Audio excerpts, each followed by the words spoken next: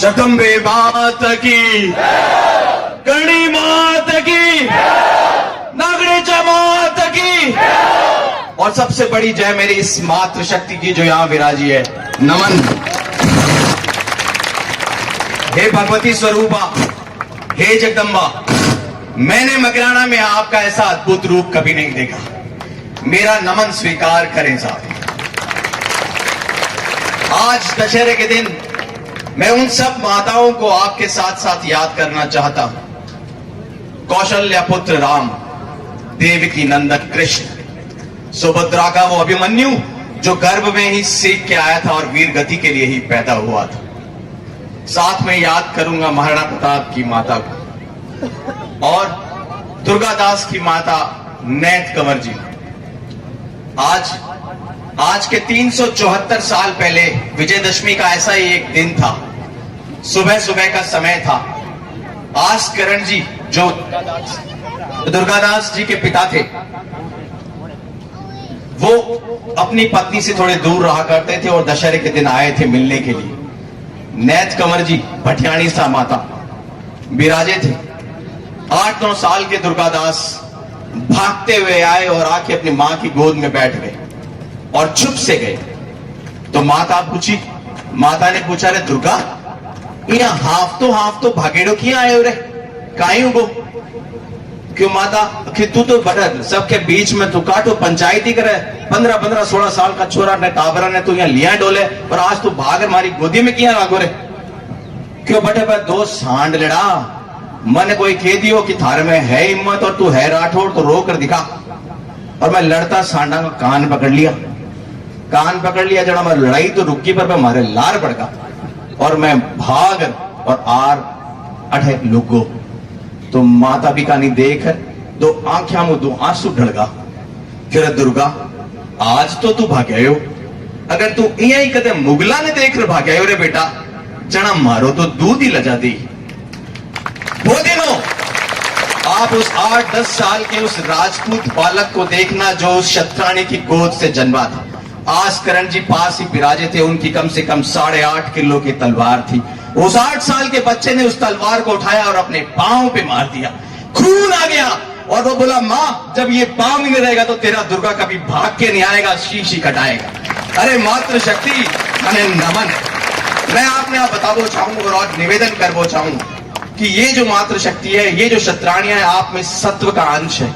आप में उन्हीं सतियों के आप वंशज हो और ये वही शत्राणियां जिनके सत्व से हम लड़े, हमारे पूर्वज लड़े।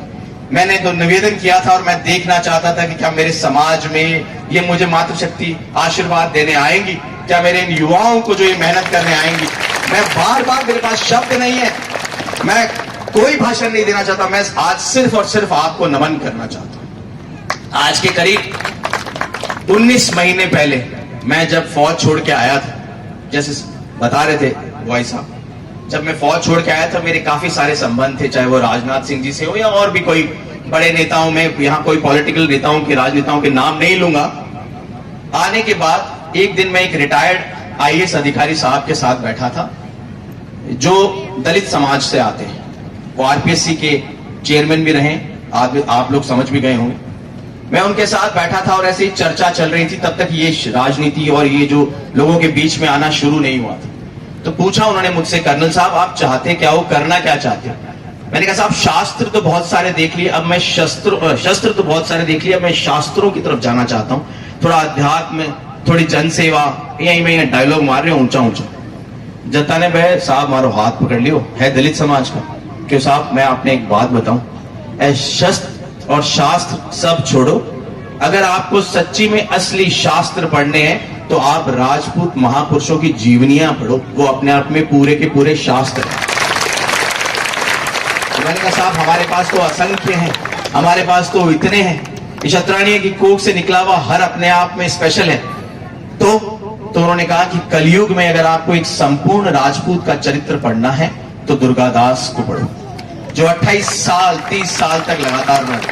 और अगर आपको किसी समाज सेवी के लिए पढ़ना है जिसने अपने समाज को आगे बढ़ाया हो, आप स्वाभिमान, मान, कुल, मर्यादा, 35 कौम की रक्षा की बात के अलावा अगर आपको समाज सेवा के बारे में पढ़ना है तो बाबा साहब भीमराव अंबेडकर के बारे में पढ़ो, जो उस गरीबी से निकल के आया था और उसने अपने समाज को कहां से कहां पहुंचा दिया। तो मैंने कहा साहब उससे क्या होगा? बोला 2 बार दुर्गादास को और 5 बार उनको पढ़ के देखना, फिर मेरे से बात कर। अब हुआ साहब, थोड़े दिनों बाद किसी संत महात्मा के साथ बैठे थे, कोई जीवित संत है, उनके साथ बात चल रही थी, तो यही सेम बात चली। तो मैंने कहा साहब वो जीवनी तो पढ़ ली और इच्छा भी है लोगों को मिलवा की काई करा। तो बोले हमारे यहाँ हर गांव में एक स्थानीय देवता होते हैं, कहते देव नारायण जी, कहते तेजा जी, कहते रामदेव जी। मैंने कहा साहब साथी नहीं मिल रहे, किसको ढूंढूं? जहां जाता हूं वो अपनी अपनी महत्वाकांक्षाएं, अपनी अपनी राजनीति, अपनी अपनी पंचायती लिए बैठे। बोले अगर पुनर्जन्म में विश्वास करते हो? मैंने कहा साहब करता हूं। बोले इसी धरा पर, इसी वीर वसुंधरा पर, इसी राजस्थान की भूमि पे बहुत सारे ऐसे वीर जो पहले गायों की रक्षा करते हुए, माताओं की रक्षा करते हुए, धर्म की रक्षा करते हुए शहीद हुए, वापिस पैदा हुए। वो जानते नहीं कि वो कौन है। वो युवाओं के रूप में मिलेंगे, वो 35 कौम में मिलेंगे। जाओ और उनको ढूंढो, खड़े तो हो, अपने आप आके जुड़ जाएंगे। और जुड़ गए मेरे साथ ये सारे। इतना अच्छा लग रहा है साहब, इतना अच्छा लग रहा है, ऐसे लग रहा है किसी युद्ध में शहीद हुए थे साहब, साथ में सिर कटे थे, वापिस आ गए इस बार। अब आपसे निवेदन करूंगा और आपको अपना एक वचन भी दूंगा।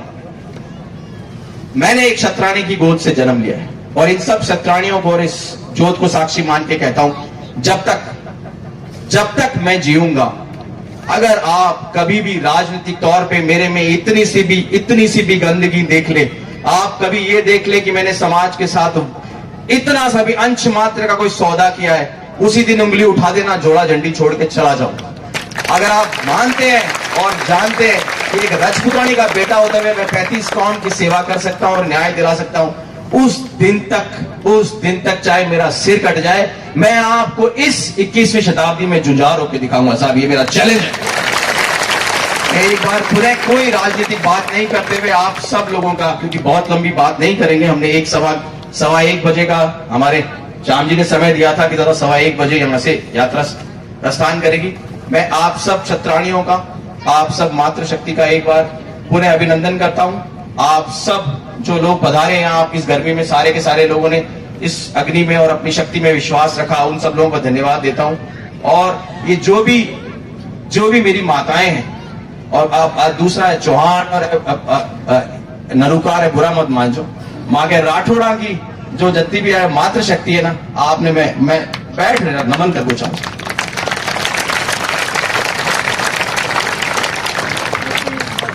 बोलो जगदम्बे मात की, चामुंडा मात की, करणी मात की जय, भगवती जगदम्बे।